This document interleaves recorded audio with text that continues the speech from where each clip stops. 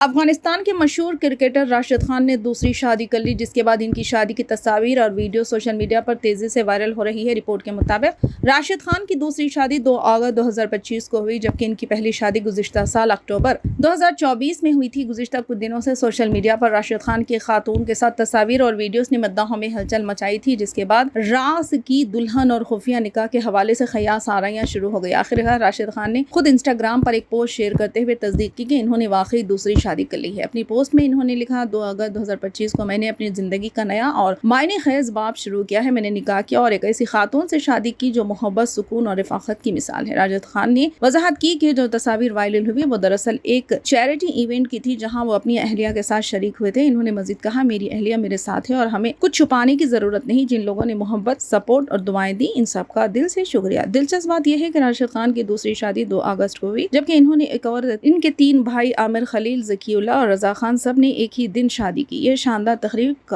Kabul Imperial continental hotel میں منعقد ہوئی، جس میں افغان کرکٹ کے کئی معروف کھلاڑیوں نے شرکت کی، جن میں محمد نبی، عظمت اللہ، عمر زئی، نجیب اللہ زردان، رحمت شاہ اور مجیب الرحمان شامل تھے۔